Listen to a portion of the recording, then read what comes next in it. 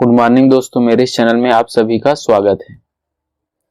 आज हम लोग देखेंगे चैप्टर 14 अध्याय 14। हम लोग क्लास 6 का मैथ्स का पढ़ाई कर रहे हैं। मैथ्स का गणित का कक्षा 6वीं गणित का पढ़ाई कर रहे हैं।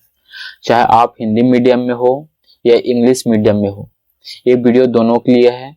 इसमें इंग्लिश में भी लिखा हुआ है और हिंदी में भी लिखा हुआ है। ठीक है, चलो इसका जो भी प्रश्नावली है, एक्सरसाइज है, उसको फर्स्ट को हम लोग देखते हैं। यह प्रश्नावली एक्सरसाइज 14.1 एक्सरसाइज 14.1। ठीक है, यहाँ पे देखो हिंदी में दिया है, यहाँ पे क्या दिया है, इंग्लिश में दिया है। देखो इसमें क्या दिया है, पहले में निम्नलिखित में से समीकरण छांट कर लिखिए। जो समीकरण दिया है, जो इसको क्या बोलते हैं, इक्वेशन बोलते हैं। क्या बोलते हैं, इक्वेशन। ठीक है,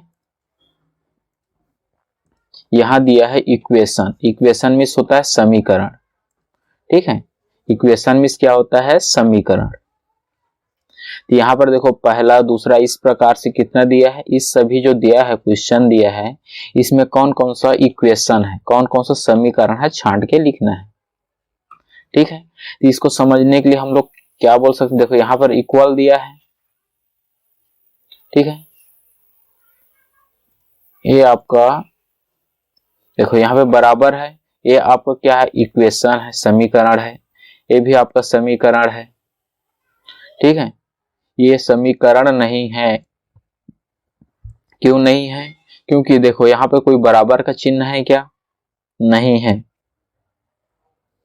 ठीक है, तो इसमें इक्वेशन कौन कौन सा है, पहले इसको देख लेते हैं।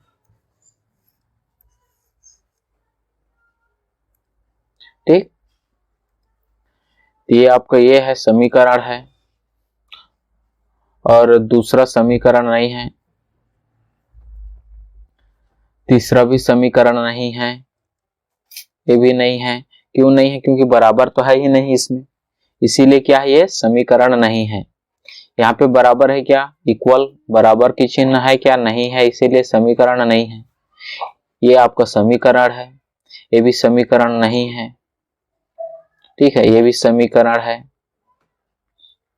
ठीक है, इस तरह आप लोग इसको इक्वेशन कौन कौन सा है, समीकरण कौन कौन सा है, छांट सकते हैं। बाकी को आप लोग देख लेना, इसमें आप लोगों के होमवर्क है। ठीक है, इसमें से कौन कौन सी इक्वेशन है, कौन कौन सा नहीं है, इससे स्पष्ट पता चल जाता है। जिसमें इक्वल लगा है वो समीकरण है, जिसमें नहीं है वो समीकरण नहीं है। ठीक है, यहां पर देखो इक्वल लगा है, लेकिन क्या है, बटे के रूप में, इसलिए समीकरण नहीं है। ठीक, ये भी आपका समीकरण नहीं है। यहाँ पे इक्वल लगा है, समीकरण है, ये भी आपका समीकरण, ये भी आपका समीकरण है। ठीक है, चलो नेक्स्ट देखते हैं। ये आपको दूसरा नंबर का क्वेश्चन है। यहां पर देखो हिंदी में दिया है, ये इंग्लिश में है। यहां पर देखो निम्नलिखित समीकरण का बायां एवं दायां पक्ष बताइए। बायां पक्ष को लेफ्ट हैंड साइड बोलते हैं इंग्लिश में। Identify the left hand side and the right hand side in the giving equation. जो भी इक्वेशन दिया है उसका लेफ्ट हैंड साइड और राइट हैंड साइड बताना है। ठीक है, तो यहां पर देखो ये इक्वेशन है, ये आपकी इक्वेशन है। x माइनस 5 बराबर इक्वल टू 9 दिया है। बराबर के इस पार जो भी रहता है उसको राइट हैंड साइड बोलते हैं। क्या बोलते हैं, राइट हैंड साइड। बराबर के इस पार जो भी रहता है उसको बोलते हैं लेफ्ट हैंड साइड। ठीक है, तो यहां पर देखो लेफ्ट हैंड साइड और राइट हैंड साइड क्या होगा, इधर जो भी है ये क्या है, लेफ्ट हैंड साइड है। इसको हम लोग इस तरह से लिख सकते हैं। जैसे इसको सॉल्व करेंगे तो कैसे लिखेंगे, लेफ्ट हैंड साइड बराबर, आपको क्या है, 1 - 5 है, और क्या है, या फिर इसको डायरेक्ट हम लोग ऐसे लिख सकते हैं। मैं यहाँ पर लिखा लेफ्ट हैंड साइड और राइट हैंड साइड, ठीक है। ऐसे लेफ्ट हैंड साइड में क्या क्या आएगा, देखो 1 - 5 आएगा, 2x - 3 आएगा, 2y आएगा यहाँ पे, और यहाँ पे भी 2y आएगा। ये आपको पहला का है, ये दूसरे का है, ये तीसरे का है, ये चौथे का है, और पांचवे का क्या आएगा, 15 आएगा, 15 है वो आएगा, ठीक है। राइट हैंड साइड में क्या क्या आएगा बताओ, 9 आएगा, जो बराबर किस पार में है, 7 आएगा, 9 - y आएगा, 6 आएगा, और 2a + 5, ठीक है। ये क्या है, राइट हैंड साइड में। जो बराबर चिन्ह के इस पार जो भी दिया रहता है वो क्या है, राइट हैंड साइड है, और बराबर किस पार दिया रहता है, लेफ्ट, उसको बोलते हैं लेफ्ट हैंड साइड, ठीक है।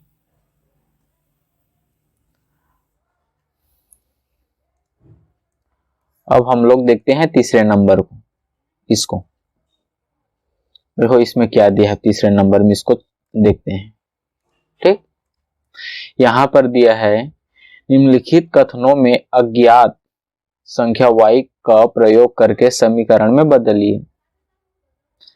मतलब समीकरण बनाना है, जो दिया है, पहला दिया है, दूसरा दिया है, इसका क्या बनाना है, समीकरण बनाना है।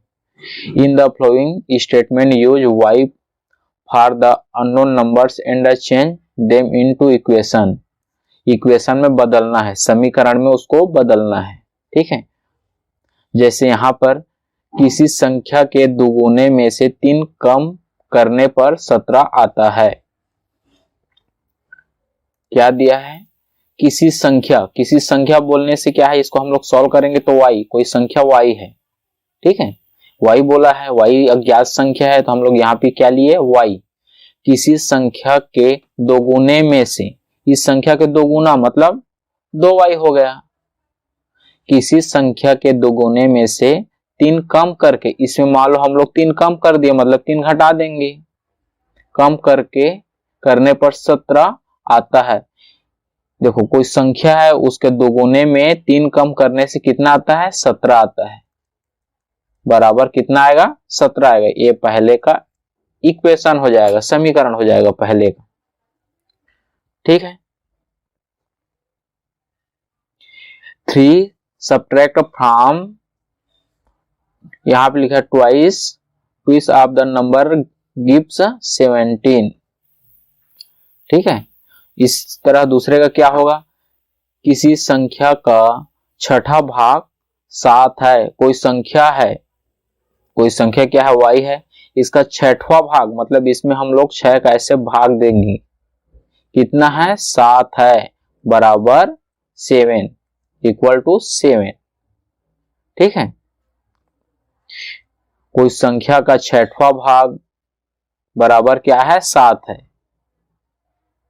कोई संख्या का दूसरा भाग तो y/2 लिख देंगे, कोई संख्या का 5वां भाग तो y/5 लिख देंगे। तो यहां पर क्या दिया है, किसी संख्या का 6वां भाग 7 है, the 6th part of the numbers is 7, ठीक है। तो दूसरे में क्या आ जाएगा, उसका समीकरण हो जाएगा y/6 इक्वल टू 7, ठीक है।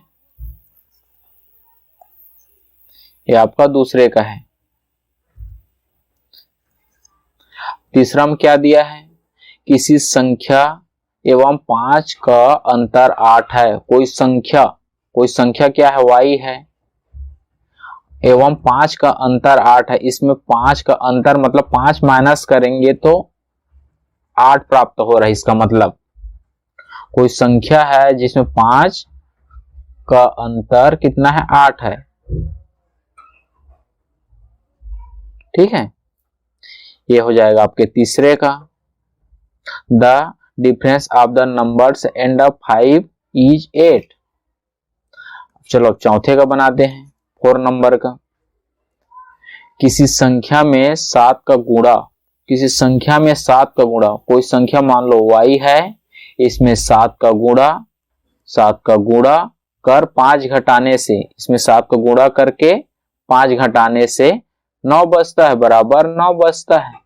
बराबर कितना आता है? 9 आता है, 9 बचता है। ये हो गया चौथे की इक्वेशन हो गया। 7 multiplied by the number and 5 subtracted gives 9। ठीक है, इस तरह से इक्वेशन बनाना है और समीकरण बनाना है। ठीक है, नेक्स्ट देखें। यह चौथा नंबर क्वेश्चन है। देखो इसमें क्या दिया है, समीकरणों को कथन के रूप में लिखिए। देखो जस्ट अभी क्या किए हैं, जो कथन था, जो स्टेटमेंट दिया था, उसको हम लोग इक्वेशन में चेंज किए हैं, समीकरण में चेंज किए हैं। अभी क्या करेंगे, इक्वेशन को स्टेटमेंट में चेंज करेंगे, कथन के रूप में लिखेंगे। ठीक है, जस्ट उल्टा है। यहां क्या दिया है, x minus 6 equal to 9। x में 6 माइनस किए हैं, 6 घटाए हैं तो कितना प्राप्त हुआ है? 9। तो इसको हम लोग कैसे लिखेंगे, किसी संख्या में 6 घटाने से 9 प्राप्त होता है। ठीक है, क्या लिख सकते हैं हिंदी में इसको, किसी संख्या में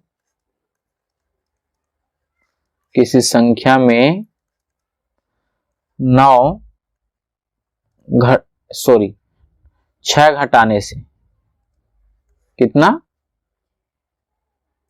6 घटाने से कितना प्राप्त होता है? 9 प्राप्त होता है।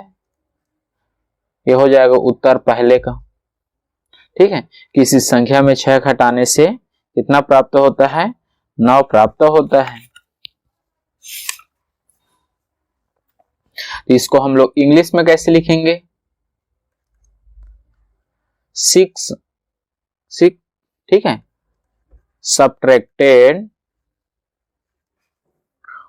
फ्रॉम ए नंबर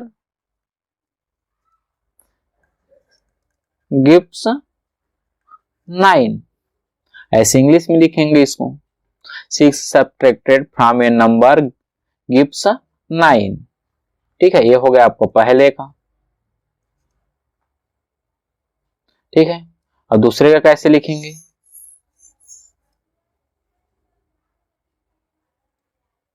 देखो दूसरे में क्या दिया है, 7y minus 14 equal to 0। 7y में कितना घटाए हैं? 14 घटाए हैं, तो कितना प्राप्त हुआ है? 0 प्राप्त हुआ है। तो हम लोग क्या लिखेंगे, किसी संख्या में,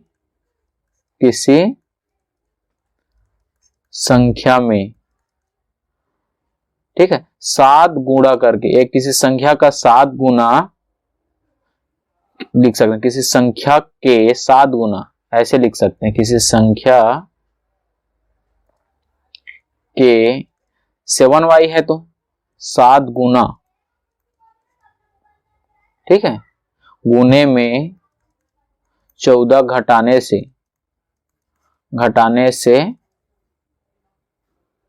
कितना प्राप्त होता है? 0 प्राप्त होता है। घटाने से 0, शून्य, क्या लिख सकते हैं? शून्य प्राप्त होता है, ऐसे लिख सकते हैं हिंदी में। ठीक है, तो यहां पर हम लोग क्या लिखेंगे,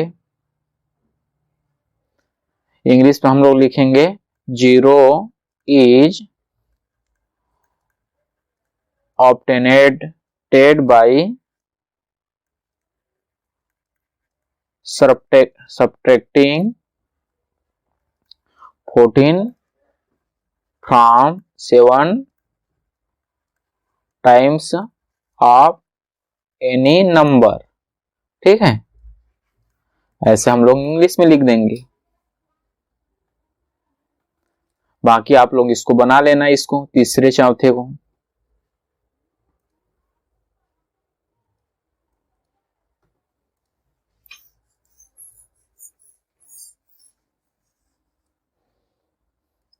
यहां पे क्या दिया है देखो, इसमें दिया है तीसरे में, कोई संख्या है, कोई संख्या का दोगुने में 3 का भाग देने से 6 प्राप्त होता है। ठीक, कोई संख्या, या फिर इसको लिख सकते हैं कि संख्या का दोगुने का तीसरा भाग 6 के बराबर होता है, ऐसे भी लिख सकते हैं। किसी संख्या का दो गुना, किसी संख्या का दो गुना, किसी संख्या के दो गुने का तीसरा भाग 6 के बराबर होता है। ठीक है, किसी संख्या के दो गुने का तीसरा भाग 6 के बराबर होता है, लिख सकते हैं।